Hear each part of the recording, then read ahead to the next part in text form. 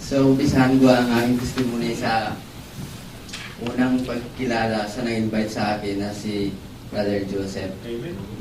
At mga 2 weeks before, nag-meet kami sa subway kasi ang pagkaalala ko, ako ang gusto makipagkita sa kanya. Kasi after mga 5 years, nagkasama na kami. Then, pagbalik ko, gusto ko siyang makita. Kasi ngayon gusto ko makita yung mga kaibigan ko na dati kong kasama. Pagdating sa subway na nagbibisikleta, na-surprise ako. Ba't yung dati kong kakilala na yung ang suot niya, sa impression ko, ang suot niya dati, parang mga pang-militar yung suot niya. Kasi, ang tawag sa kanya nga Sarge, hanggang ngayon, Sargento. Kaya sa amin kasi yun ang parang ina-idol ng mga tao doon. Pag nakasuot ka ng mga ganung suot, may ibang label ka doon sa amin. Pagtingin ko sa kanya, parang hindi siya. Kasi, naka-Amerikana tapos bata.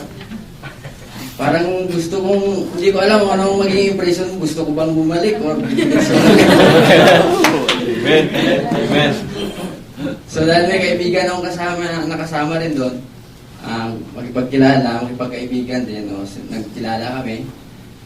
Yun pala, sa simbahan, didiretso kami simbahan, nagkilala kami doon. Tapos pagdating namin, mayroong buwan kaagad yung pinapasok kami sa kwarto na may 2 pastor. So yun nga, nakakuha na kami. Bali, doon pa lang, yung time na yun, doon ko, nakapagkuha na ako doon na saved na kasi tatanggap. Hindi ba sino ba naman na hindi tatanggap pag Jesus Christ yung babanggit? Alam naman natin na Jesus Christ is our God. So, pag sabi na tinanggap, tatanggapin mo ba si Kristo bilang tagaligtas? So, tinanggap ko agad. Kasi, yung dating buhay, hindi naman namin sure talaga kung ano. Tinanong kami kung sigurado ba. Ang sagot ko talaga hindi eh. Hindi sure.